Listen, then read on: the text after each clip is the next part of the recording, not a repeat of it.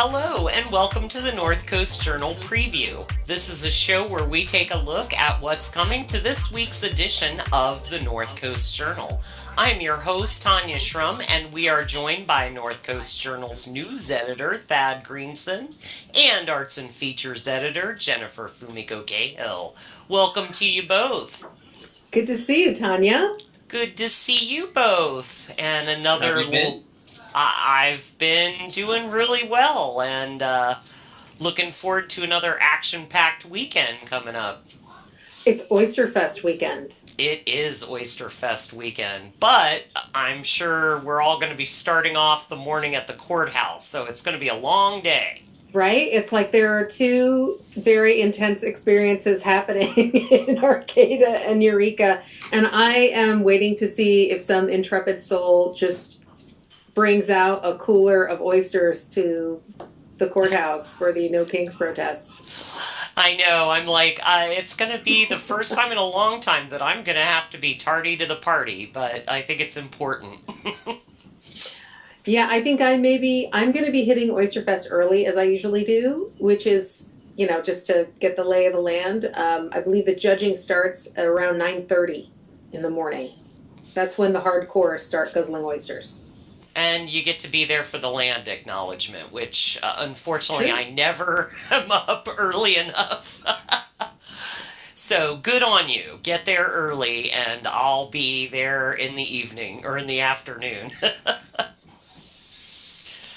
All right. Well, besides all the fun and games this weekend, we have all of these wonderful articles to get to that's coming to this week's edition. So, Jennifer, once again, we have you bringing in the cover story this week. I am doing the light lifting. The heavy lifting is coming from Mark Larson, who went around. This is the shoe leather journalism that you're looking for. Mark Larson traipsed around the first weekend of the North Coast Open Studios. And if you haven't done this before, let me tell you that this is the best way to get your steps in. Traipsing from studio to studio, seeing the spaces and the methods that people use to make their art in Humboldt County, which is very cool. So this has been going on. This is the 25th event. Not the 25th year, because there were 2 years off for COVID lockdown and COVID distancing and, cancellation of events, etc. So this one is the 25th, and I talked to Monica Topping, who was lovely and came down to see us at our new digs at the Journal. And we had a great conversation about how the whole thing works and the cat wrangling involved. I don't go into this in the story, but just take a second and think about the fact that there are more than 150 participants this year, 154 participants. And you have to organize them all, get approval, get information, confirm participation, and also get samples of artwork to include in a catalog for 154 people who are all artists. No shade, but art people, you have other priorities. You didn't get into this business so that you could do marketing. But one of the cool things about North Coast Open Studios is it is a kind of a collective marketing moment for artists. This is when people who are actively interested in art and interested in local culture are going to come around to your studio, see your work, and maybe even buy some stuff. When I talked to Monica, one of the things that she loves about this tradition, this annual event, is that the money that goes straight to the artists goes straight into our community. Galleries are great. Galleries are fantastic for getting your work beyond Humboldt or getting your work to maybe a different group than would normally come across it. But as far as the cut that galleries take, that's a big deal. And it's also hard to get into a gallery. Our gallery scene has really shrunk over the years in Humboldt County, and getting into galleries outside of the county, that's a lot of marketing work, that's a lot of self-promotion that you have to do, that not every artist, especially those who are doing this as their second thing, they've got a day job going or whatever. But this is not why anybody gets into art, right? To promote themselves. They get into it because they love what they're doing, or because they are compelled to do what they're doing. So this is a really great moment for a rising tide to lift all ships. And I have gone on I went one year with a very ambitious friend who was like, we can walk to all of these. I almost died. Different shoes in the future. I would go with comfy shoes, wear comfy shoes. There are some people who have been doing this since the beginning. And I talked to one of them. I talked to Kathy O'Leary, who is a really lovely person, but also really beautiful artwork. She does a range of more representational, landscapey kind of things to more abstract things, and lately she has started doing collage. And she has been here from the beginning. She is North Coast Open Studios day one, along with Alan Sanborn, Patricia Sennett, Peggy Loudon. There are a few of them, including Stock Schluter, that Mark Larson went and photographed their studios. So you can see the whole slideshow online at northcoastjournal.com, but there are some in the paper this week. He really focused on some folks who have been around from the beginning. And she was saying how it was such a delight, when she was working at C Street Studios long ago. It was such a delight to be able to do just an open house around the holiday season when people are buying gifts and things like that and celebrating and going out. Having people come into their group studio was really refreshing, because she was saying it's just such solitary work. Even if you're in a shared studio space, you're really like this, and you're really just focused just on your own work and really digging down into your own head to work and to follow your imagination. But then having people come in, she said part of it is, of course, you want to sell work, you want people to like your work, but just having the back and forth with other people to talk about your work is one of the rewards, which actually Monica also was saying, that being able to have an exchange with your audience, getting feedback, getting to look at somebody's face the first time they see your work and reading their response to it is fantastic. And a lot of these studios, this is the last weekend that we're coming up on, so we wanted to make sure that we shared this with everybody. Everybody who is in the slideshow also is open this weekend again, so you still have a chance to go see. Monica was talking about how her favorite visits, and she does about 90. Over the course of 2 weekends, she hits 90 studios. Wow. I don't know if I have that in me. She has got to have way more comfortable shoes than I do. But she hits about 90 of them, but her favorites are the ones where you get to see the artist working. And indeed, if you go see Monica Coyne's digs, you might see something that she is in the process of blacksmithing, right? If you go and see, in fact, Monica's own studio work is appointment only, because she's going to see 90 studios in 2 weekends. So afterward, you can make an appointment to go and see her work or see it off hours. And she does this thing called lamp work, which I actually did not know the term for, but it's when you have a torch and you work glass with a torch instead of, for example, in a big giant glass blowing oven, right? So she does this small scale work making beads out of recycled glass, which could be anything from liquor bottles onward. And she was showing me the beads on her wrists. It was so cool. She was like, this one is a whiskey bottle. This one was someone's broken fire and light. That's right. If you break your fire and light dish, there's someone in the world who can make beads out of it. Bless. And then she was showing me this one is uranium glass. And she took out a tiny black light the size of a pen and flipped it on and it all glows. Ooh. I know.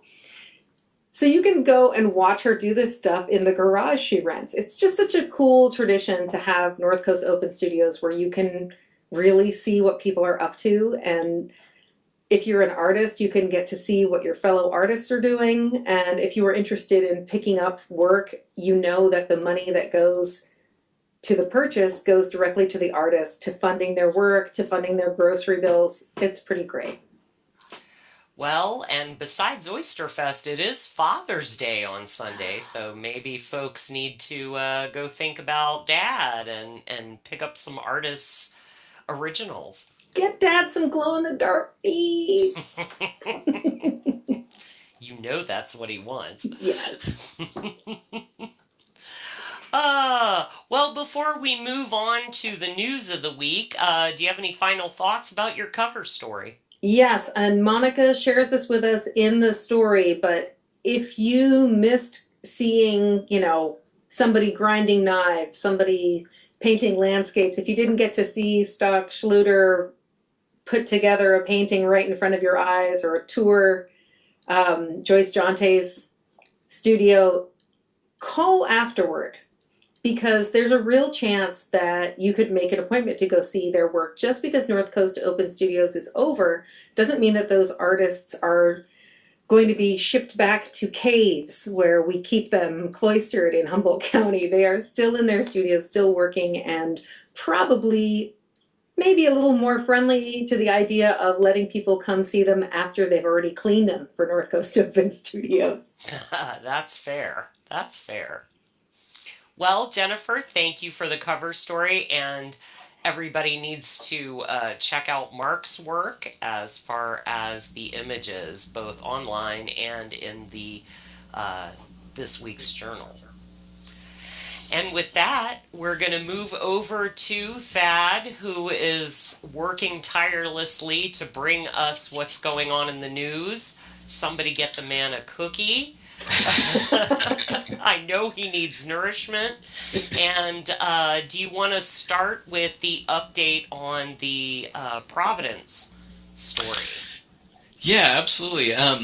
So, as I'm sure readers, listeners, viewers know, the California Attorney General's office brought a landmark lawsuit against Providence St. Joseph Hospital back in October, alleging that it violated California's emergency services law by refusing to provide an emergency abortion, to a pregnant patient who was miscarrying and with non-viable twins. 15 months into her pregnancy. And Providence filed a motion seeking to have the case dismissed that a judge denied a month or so ago.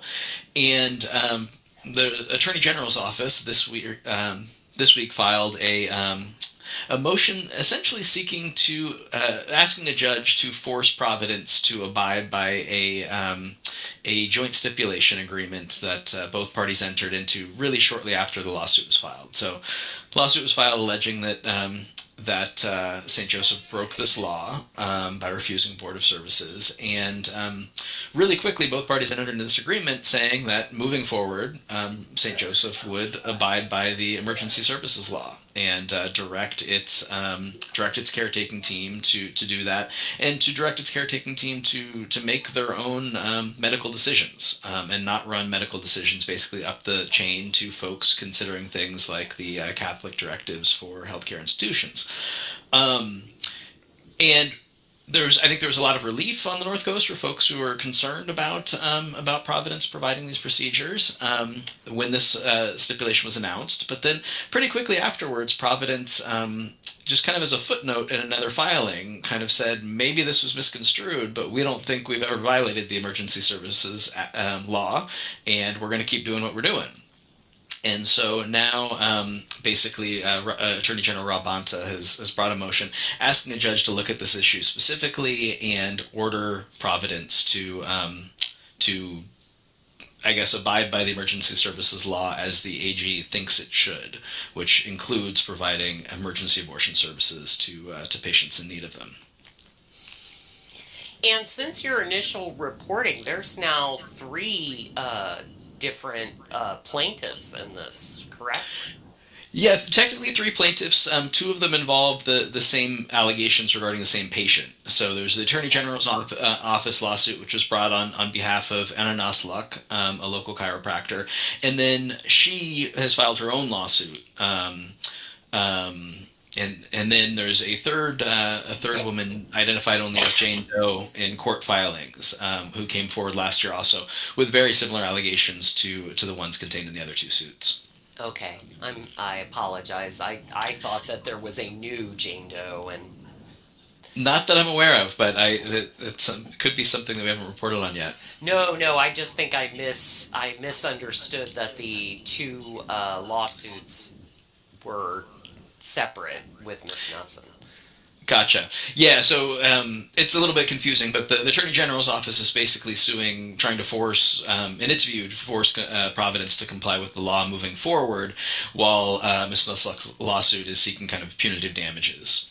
Okay, that makes sense. And I know our Attorney General is quite busy, but I appreciate that he is staying on top of this motion. Absolutely. I'll take that chance to also plug a story we have from LAist, the nonprofit newsroom down in LA, detailing everything that's happened over the last handful of days down there. So I'd encourage folks to give that a read too. No, It's some good on the ground reporting. I appreciate that. I'm sure all of us would like to stay up to date with what's going on 650 miles south of us, Yeah. as those things tend to impact us all quickly. Absolutely, and I think we always try when there's something like that going on in our newsroom anyway is to read the local reporting on it, to not just kind of lean on national reporting that's parachuting into a community to report on these things. And LAist has done a really good job of just providing, like I said, just kind of an on the ground view of what's happening there, what these protests really look like, and city officials' response to the federal response. Oh, that's perfect. I'm glad we were able to address that today. Yeah.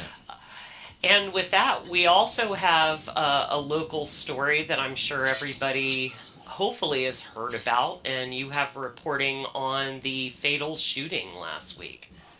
Yeah, so on June 5th, a Humboldt County Sheriff deputy shot a suspect, a 29-year-old man, Nicholas Anderson, at adjacent to the Bear River Recreation Center.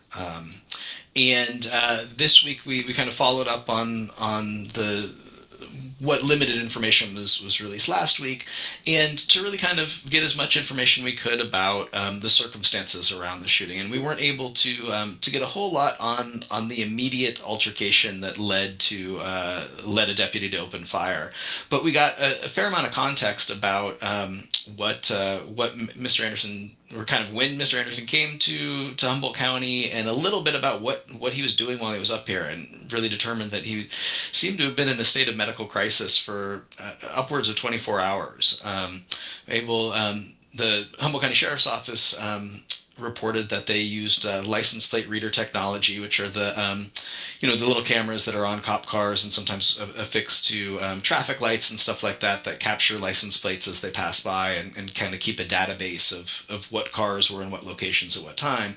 So they used that to determine that he left Simi Valley, where he lives or lived, sometime on June 3rd, and then came up to Humboldt.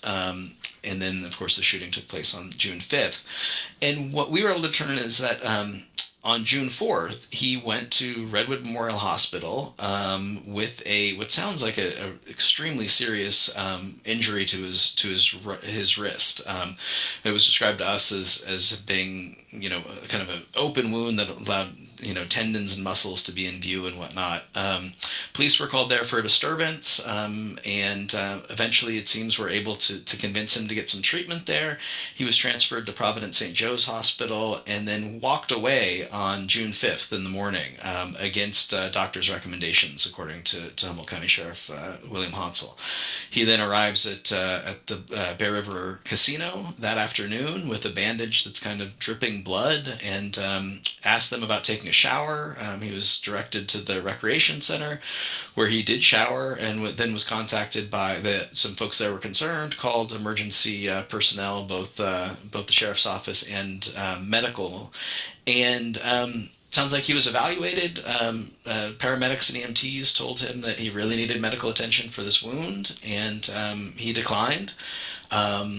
Sheriff Hansel said he was uncooperative about getting medical care, but was not combative or cross in any way with the deputies on scene. Declined treatment, left, got in his car, drove off, and then our understanding is a short time later came back to the scene, and that's when this altercation with the deputies occurred, where he allegedly rushed one of them with a knife, prompting the other to open fire. And there's still obviously looking into it, but it is a great point that you brought up about the mental health crises that folks face, and it's very unfortunate that possibly that was part of this interaction with the police force. It's really hard to know exactly what was going on there, but at least as far as the wound was described to us, I mean, the severity of it, of just somebody, existing with a wound like that for 24 hours without proper medical attention might be enough to affect one's mental health, for sure. I'll also say we don't know when he sustained that wound or how. We don't know if he came to Humboldt County with it. He gave an alias at the hospital, according to the sheriff's office. So it's unclear if he was concerned about becoming a suspect in a crime, or if perhaps he had was worried about an inability to pay for medical care. There's just a lot we don't know about what happened there.